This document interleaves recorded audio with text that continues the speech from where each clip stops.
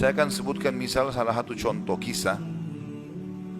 Ibnu Qayyim rahimahullah Al-Jauzi mengangkat kisah tentang Abi Qudamah, ya.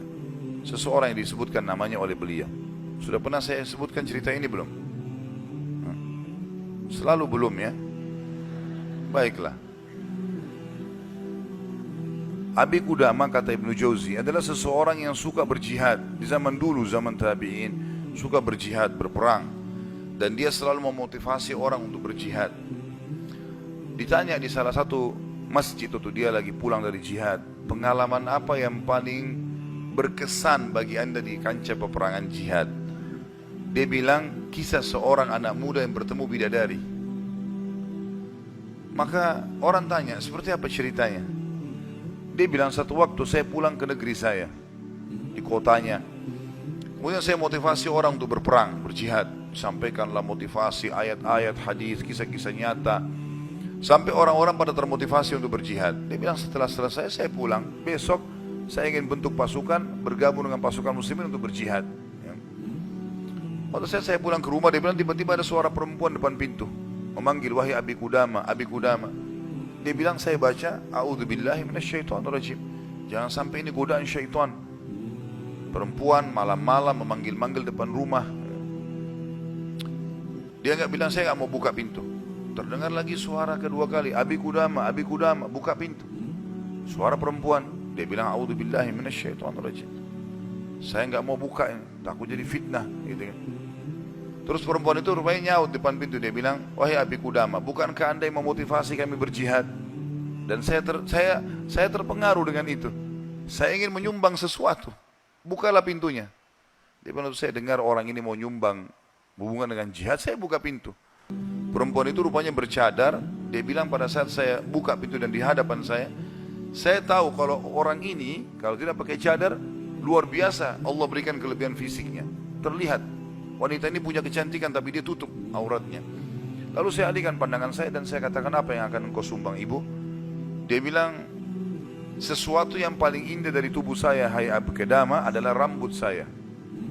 Saya memiliki rambut yang sangat bagus dan panjang. Maka saya sudah memotongnya dan saya sudah membentuknya supaya menjadi tali kekangan kuda. Maka saya minta agar rambut saya ini engkau jadikan tali kekangan kudamu, agar minimal rambutku ikut berperang. Abi Qudamah bilang, saya heran dengan imannya ibu ini, luar biasa ini. Gak pernah ada orang terfikir seperti itu. Rambutnya panjang, lebat, tebal, dipotong, lalu dibuat sedemikian rupa sehingga bisa menjadi tali kekangan kuda. Gitu. Pakailah ini Abi Qudamah. Abi Qudamah bilang, baiklah, diambil. Pada saat sudah diambil, Abi Qudamah mau tutup itu, dia bilang, sebentar, masih ada satu lagi Abi Qudamah. Dia bilang apa? Suami saya mati syahid, dan semoga Allah terima, semoga juga kami disatukan di surga. Dan dia mewariskan seorang anak laki-laki yang mirip seperti dia. Maksudnya keimanannya, kefisiknya, segala macam. Saya harap anda tidak menolak anak saya besok ikut berjihad. Kata Abi Qudamah, baiklah. Tutup pintu, besok pagi habis sholat subuh, habis syuruk, menjelang duha, berkumpullah orang-orang yang mau ikut jihad untuk bergabung dengan pasukan muslimin. Setelah Abi Qudamah bilang, saya motivasi mereka, datanglah seseorang dari belakang saya berteriak, Abi Qudamah, Abi Qudamah. Suara seorang laki-laki. Dia bilang, saya balik ke belakang.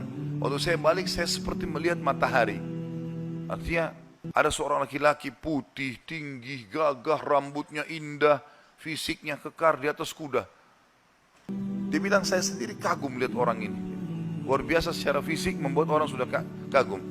Dia bilang, terus dia bilang, hai Abi Qudamah, saya anaknya ibu semalam yang memberikan rambut kepada anda. Dan saya siap untuk ikut berperang. Dan wasiat ibu saya agar saya jangan pulang, suruh mati syahid. Tapi Qudamah, saya kagum melihat lagi anak ini. Sudah kagum melihat ibunya, kagum melihat anaknya. Bagaimana keyakinan mereka berdua tentang janji Allah. Dan hidupnya di situ sudah. Lingkup hidupnya itu adalah yang dijanjikan oleh Allah dan Rasulnya. Udah, Allah bilang dapat ini, ya sudah, dia yakinkan iya. Sholat dapat ini, puasa dapat ini, jihad dapat ini. Yakin, tidak ada keraguan. Hidupnya terbentuk di situ. Itu yang dijalani sama dia. Dia yakin meninggalkan juga dosa, ini adalah pintu yang baik. Kalau dia buat, dia akan jauh dari Allah. Maka dia berada di lingkup itu, kendaraan itulah. Kata Abi Qudamah, baiklah anak muda, kau masih muda, gitu kan. Saya akan letakkan kamu di bagian belakang pasukan. Anak muda itu diam. Dia bilang, Abi Qudamah bilang, ini saya tentu simpulkan ceritanya ya, karena saya tidak hafal secara lafaz letter tentang kisah, tapi saya datangkan poinnya gitu. Kata Abi Qudamah, waktu perang lagi berkecamuk, tiba-tiba anak muda ini sudah ada di depan. Lalu saya lihat dia, dan memang di pikiran saya dia bilang cuma anak muda itu saja. Saya datangin dia, hai anak muda, mundurlah. Kau masih muda, belum berpengalaman, gitu kan. Saya khawatir atas dirimu. Dia bilang, wahai Abi Qudamah, Allah berfirman, hai orang-orang beriman, kalau kalian bertemu dengan orang kafir, jangan kalian mundur. Allah bilang, jangan mundur, Anda suruh saya mundur, gitu. Gitu. Kata Abi Qudamah, saya nggak bisa bantah ini karena dia pakai ayat. Gitu.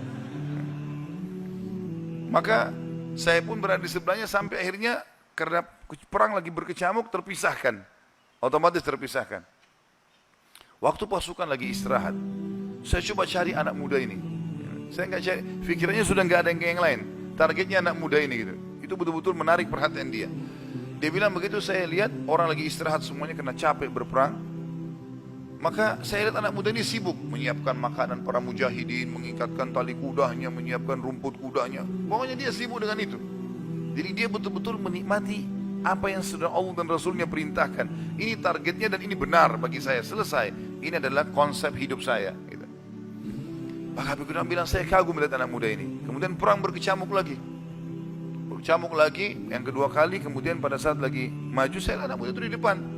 Saya datangin lagi, hai anak muda, ke belakang lah. Dia bacain lagi ayat. Wahai Abi Qudamah, Allah berfirman, hai orang beriman, kalau bertemu dengan orang kafir, jangan kalian mundur. Bagaimana Allah bilang jangan mundur, Anda suruh saya mundur? Abi Qudamah diam. Tidak bisa bantah karena dikatakan ayat. Berkecamuk peperangan dipisahkan oleh prajurit yang saling istirahat satu sama yang lain. Sampai akhirnya tiba malam hari, waktu istirahat. Kata Abi Qudamah, dua pasukan istirahat. Lalu saya cari, di mana anak muda ini? Di kemah mana dia?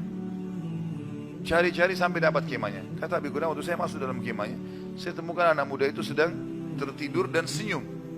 Senyum lebar gitu. Saya penasaran anak muda ini lagi mimpi apa gitu. Dia bilang, saya tunggu sampai senyumnya sudah redah. Kemudian saya tepuk, bangunkan. Hai anak muda, bangunlah. Apa yang kau lihat dalam mimpimu? Kata anak muda ini, demi Allah wahai Abi Qudamah, saya melihat saya masuk ke surga. Saya masuk surga, saya lihat taman-taman, saya lihat pelayan-pelayan, lihat luar biasa surga yang luas. Dan saya lihat seorang wanita yang sangat cantik, saking cantiknya sampai saya tidak sabar untuk menjamahnya. Gitu ya.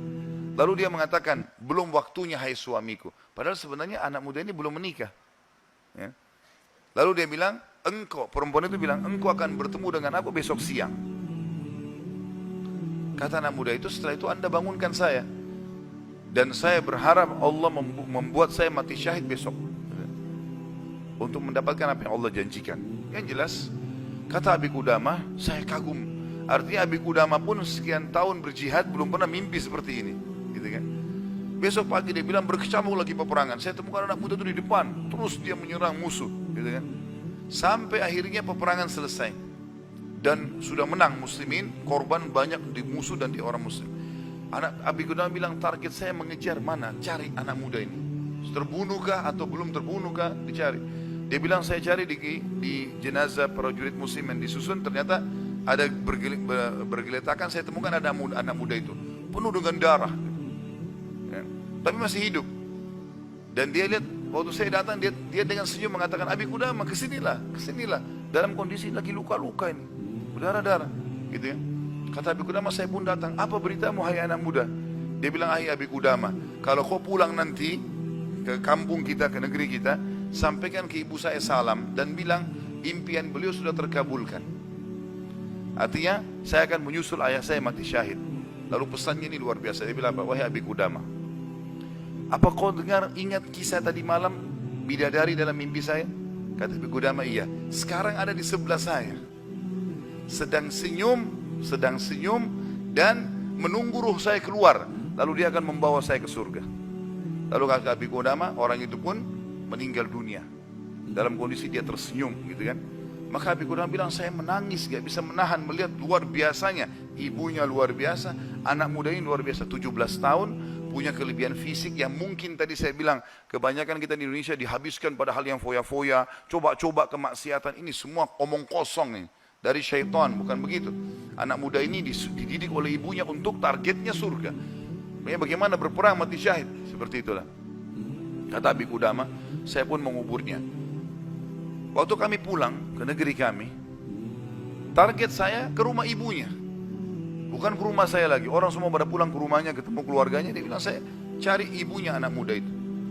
Begitu dapat rumahnya, saya ketuk pintu, dibuka. Ibu itu buka. Ibu itu begitu lihat saya, tahu Abi Qudamah. Dia bilang, wahai Abi Qudamah, apa kau datang berbelasungkawa atau kau datang untuk membawa berita gembira? Kata ya, Abi Qudamah, apa maksud anda ibu? Dia bilang, kalau anda pulang mengatakan anak saya ikut pulang bersama anda, berarti itu belasungkawa. Saya nggak mau anak saya pulang, mau mati syahid. Tapi kalau anda bilang anak saya mati syahid, berarti itu berita gembira. Abi Qudamah bilang, saya nggak tahan menangis. Lalu saya mengatakan, ibu, berita gembira, Allah sudah kabulkan impianmu. Anakmu telah menyusul suamimu dan semoga Allah kabulkan. Ibu itu menangis, sujud syukur kepada Allah, gara-gara berhasil anaknya menjalankan perintah Allah. Ini yang banyak luput dari kita nih. Kita malah bangga kalau anak kita yang cantik keluar dengan telanjang sana sini, terbuka auratnya, atau mungkin meninggalkan pesantren dan sekolah di sekolah yang tidak ada pendidikan agamanya, atau keluar ke negara-negara kafir yang akhirnya mereka terdidik dengan hal-hal yang tidak baik, hanya karena bangga dengan urusan dunia, bukan bangga dengan urusan akhiratnya. Padahal itu tanggung jawab kita, gitu kan? Jadi teman-teman sekalian, menanamkan muraqabah, yakin kalau Allah mengawasinya, yakin akan janji Allah terhadap ibadah yang dia kerjakan, yakin ancaman Allah kalau dia melanggar. Maka ini poin yang sangat penting, ini yang sedang kita bahas. Masalah bagaimana dia mendidik jiwanya dalam masalah muraqabah.